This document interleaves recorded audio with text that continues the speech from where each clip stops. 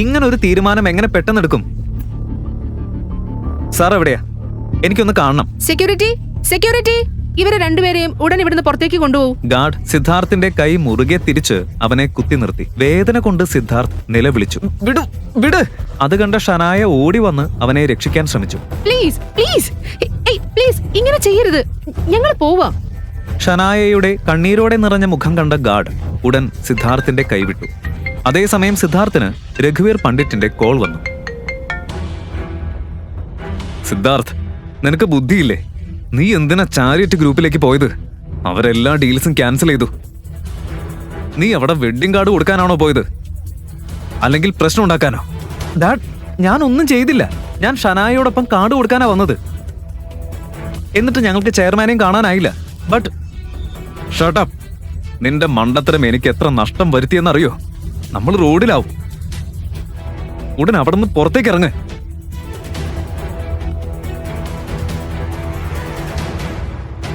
Come on sir, പുറത്തേക്ക് വരൂ. കാറിലിരുന്ന ഉടൻ ഗൗതവുമായി ഉണ്ടായ തർക്കം സിദ്ധാർത്ഥിന്റെ മനസ്സിൽ വീണ്ടും മുഴങ്ങാൻ തുടങ്ങി.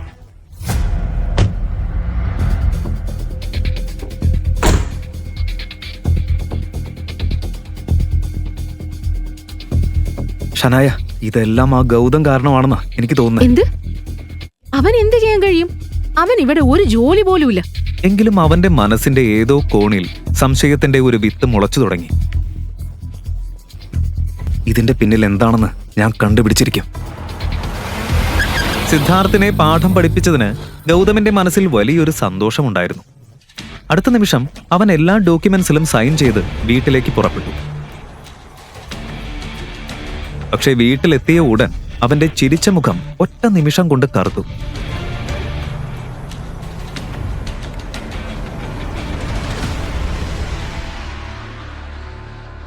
അവനയുടെ മുത്തശ്ശിയായ ഗായത്രി ദേവി സോഫയിൽ ഇരിക്കുകയായിരുന്നു. അവരുടെ ഉയർത്തിപ്പിടിച്ച മൂക്ക് നോക്കിയാൽ തന്നെ അവനയുടെ ചെറിയ വീട്ടിലേക്ക് വരാൻ അവർക്കിഷ്ടമില്ല എന്ന് മനസ്സിലാകുമായിരുന്നു. അനിൽ അഗർവാൾ മാൻഷൻ വിട്ടതു മുതൽ ഗായത്രി ദേവി ഒരിക്കലും ഈ വീട്ടിൽ കാൽ വെച്ചിട്ടില്ല. ഇന്ന് പെട്ടെന്ന് അവർ സോഫയിൽ ഇരിക്കുന്നത് കണ്ടപ്പോൾ ഗൗതമന്റെ മനസ്സ് ചോദ്യങ്ങളാൽ നിറഞ്ഞു.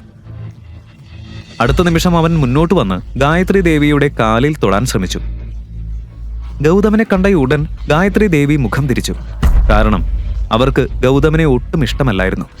ഹാളിൽ ഒരു അസ്വസ്ഥമായ നിശബ്ദത നിറഞ്ഞു.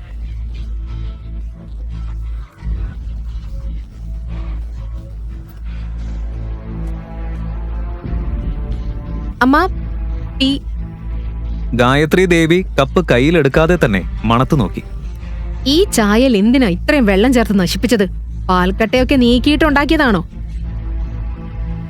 ചായയുടെ കടുപ്പം കുറയുന്നു, പക്ഷേ നീ തടിച്ചു വരുന്നുണ്ടല്ലോ. ഇത് ഡസ്റ്റ്ബിനിലേക്ക് എറിഞ്ഞോളൂ. ഗീത ഗൗതമനെ പരിഹസിക്കാൻ ഒരവസരവും പാഴാക്കാത്തതുപോലെ ആയിരുന്നു ഗായത്രി ദേവിക്ക്. ഗീതയെ അപമാനിക്കാൻ അവർ ഒരവസരവും പാഴാക്കില്ല. കേൾക്കൂ എല്ലാവരും, ഞാൻ വന്നത് ഷനായുടെ വെഡ്ഡിംഗ് കാർഡ് തരാനാണ്. സത്യത്തിൽ നിങ്ങൾ കല്യാണത്തിന് വരണമെന്ന് എനിക്ക് യാതൊരു നിർബന്ധവുമില്ല. പക്ഷേ ഫംഗ്ഷന് വരുന്നവർ സീനുണ്ടാക്കും. നിങ്ങൾ സമൂഹത്തിൽ നമ്മുടെ പേര് വലിയ രീതിയിൽ പ്രസിദ്ധമാക്കിയിട്ടുണ്ടല്ലോ. ഇത് പറഞ്ഞ് ഗായത്രി ദേവി അവനെയും ഗൗതമനെയും നോക്കി. അവളുടെ കണ്ണുകൾ കോപം കൊണ്ട് നിറഞ്ഞിരുന്നു. വെഡിങ്ങിന് വരണം, പക്ഷെ കയ്യിലൊന്നുമില്ലാതെ വരരുത്. ഒരു വിലയേറിയ ഗിഫ്റ്റ് കൊണ്ടുവരണം. അനിലിന്റെ സഹോദരൻ സൗരഭ് ഷനായക്ക് 35 ലക്ഷം രൂപ വിലയുള്ള കാറാണ് ഗിഫ്റ്റ് ചെയ്യുന്നത്.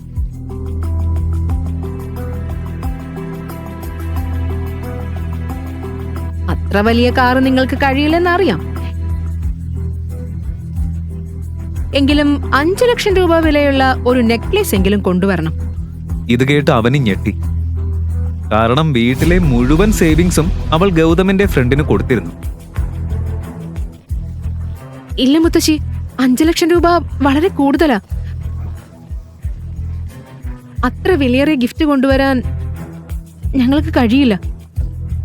അതെ അമ്മ, നോക്ക്, ഇവിടെ വീട്ടിൽ ഒരു സേവിങ്സും ഇല്ല. ഇങ്ങനെ വില കൂടിയ ഗിഫ്റ്റ് ഞങ്ങൾ എങ്ങനെ കൊണ്ടുവരും?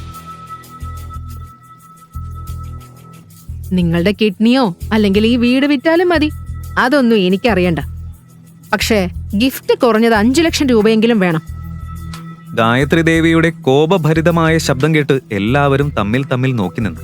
പറയാനുള്ളത് പറഞ്ഞു തീർത്ത് അവർ കോപത്തോടെ വീട്ടിൽ നിന്ന് പുറത്തേക്ക് പോയി. 5 ലക്ഷം എന്നത് 5 രൂപ പോലെ പറയുന്നു. ഷനായുടെ വെഡിങ്ങിന് ഇത്രയും ഒരുക്കോ? അവനിയുടെ വെഡിങ് സമയത്ത് ഇവർക്ക് എന്തായിരുന്നു? മോം, അവനി, ഞാൻ നിന്റെ വെഡിങ്ങിന് വന്ന ഓരോ എൻവലപ്പും തുറന്നു നോക്കിയതാ. ഒരാളും 500-ൽ കൂടുതൽ ഇട്ടിരുന്നില്ല. എല്ലാവരും വന്ന് ഫ്രീ ആയിട്ട് ഫുഡ് കഴിച്ചു പോയി. ഇപ്പൊ ഷനായുടെ വെഡിങ്ങിന് 5 ലക്ഷം ഗിഫ്റ്റ്, 35 ലക്ഷം രൂപയുടെ കാർ. എന്തൊക്കെയാ പറയുന്നത്? എന്താ ഈ ഡ്രാമ ദൈവത്തിനറിയാം. അതേ ഗീത, പക്ഷേ അമ്മ പറഞ്ഞ കൊടുക്കേണ്ടി വരും. എന്താ കൊടുക്കേണ്ടത്? നിങ്ങൾക്ക് ബുദ്ധിയുണ്ടോ? അല്ലെങ്കിൽ തലായണയ്ക്കടിയിൽ വെച്ചിട്ടുണ്ടോ ഇത്രയും പണം? ഇപ്പൊ തന്നെ നിങ്ങൾ കാരണം 27 ലക്ഷം രൂപ കടമുണ്ട്. ഇത്രയും വിലയേറിയ ഗിഫ്റ്റ് എവിടെ നിന്ന് കൊടുക്കാനാ? അമ്മ എത്ര ദേഷ്യത്തിലാണെന്ന് കണ്ടില്ലേ? ഒരു കാര്യം ചെയ്യാം, ഈ വീട് പണയം വെക്കാം. അയ്യോ, അത് വെച്ച് നെക്ലസും വാങ്ങാം. ബാക്കി പണം ഗൗതമിന്റെ ഫ്രണ്ടിനും കൊടുക്കാം. എന്താ നിങ്ങൾ ഇവിടെ ഇരുന്ന് സംസാരിക്കുന്നത്? ഷനായുടെ വെഡിങ്ങിന് എക്സ്പെൻസീവ് ഗിഫ്റ്റ് കൊടുക്കാൻ വീട് പണയം വെക്കാനോ? അതെ, മുത്തശ്ശിയുടെ വ്യാജാഭിമാനത്തിന് വേണ്ടിയാണോ? പിന്നെ നമ്മൾ എവിടെ താമസിക്കും? റോഡിലോ? ഇത് പറഞ്ഞ് ഗീത കോപത്തോടെ അനിലിനെയും ഗൗതമിനെയും നോക്കി. അവനി, എന്റെ കയ്യിൽ കുറച്ച് പണമുണ്ട്. നമുക്ക് ഒരു ചീപ്പ് നെക്ലേസ് വാങ്ങാം. ശരി മോം, മാർക്കറ്റില് ഡെലിക്കേറ്റ് ആൻഡ് ക്ലാസി ഡിസൈൻസ് ഉണ്ടാകും. I know. ഗൗതം, കാറെടുക്ക്, പോവാം. കുറച്ചു നേരം കൊണ്ട് എല്ലാവരും ജോധ്പൂരിന്റെ ഓൾഡ് മാർക്കറ്റിലേക്ക് പുറപ്പെട്ടു. ഗൗതം കാർ ഒരു വലിയ ജ്വല്ലറി ഷോപ്പിന്റെ മുന്നിൽ നിർത്തി. ജോധ്പൂരിലെ വളരെ പ്രശസ്തമായ ജ്വല്ലറി ഷോപ്പായിരുന്നു അത്. അവനി തന്റെ ബഡ്ജറ്റ് ഓർത്തു. അതായത് വളരെ കുറഞ്ഞ തുക. എങ്കിലും കുറച്ച് ആലോചിച്ച ശേഷം എല്ലാവരും അകത്ത് കയറി.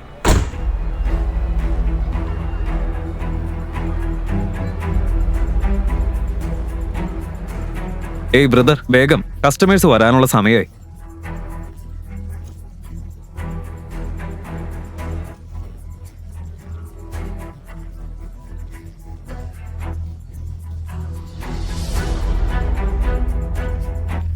അവരകത്ത് കയറുമ്പോൾ ഒരു കൂറ്റൻ ആൾ ചിരിച്ചുകൊണ്ട് സ്വീകരിച്ചു. Good morning, good morning. വരൂ വരൂ, എന്താ വേണ്ടത്?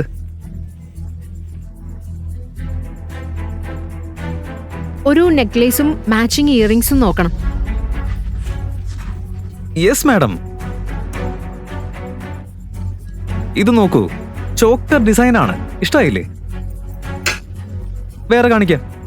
അവനി ഓരോ നെക്ലസും കാണുന്നതിന് മുൻപ് തന്നെ അതിന്റെ വില മനസ്സിൽ കണക്കാക്കുകയായിരുന്നു. എല്ലാം അവളുടെ ബഡ്ജറ്റ് കടന്നതായിരുന്നു. ഗൗതമിനും അത് മനസ്സിലായി. ഇത്രയും കണ്ടിട്ടും അവനിക്കൊന്നും ഇഷ്ടമായില്ല. ഇത് കണ്ട ഷോപ്പ് ഓണർക്ക് സംശയം തോന്നി. ഗൗതമും അവനെയും തമ്മിൽ കണ്ണുകൊണ്ട് സംസാരിക്കുന്നതും കണ്ടപ്പോൾ ഇവർ ഫ്രോഡാണോ എന്ന സംശയം അവനുണ്ടായി. ഉടൻ പുറത്തു നിന്നിരുന്ന ഗാർഡ്സിന് സിഗ്നൽ നൽകി. അവരകത്ത് വന്ന് അവനി, ഗൗതം, ഗീത എന്നിവരെ ശ്രദ്ധിച്ചു നോക്കാൻ തുടങ്ങി. ഇത് കണ്ട അവനിക്കും ഗീതയ്ക്കും പേടി തോന്നി. അവർക്ക് ഷനായയുടെ കല്യാണത്തിന് വിലപിടിപ്പുള്ള ഗിഫ്റ്റ് നൽകാനാകുമോ? അത് വാങ്ങാൻ ഗൗതം അവരെ സഹായിക്കുമോ? അവന്റെ സത്യം അവർ തിരിച്ചറിയുമോ? ഈ കഥയുടെ ബാക്കി അറിയാൻ കേൾക്കൂ royal Waris, only on pocket FM. Download pocket FM app, link in description.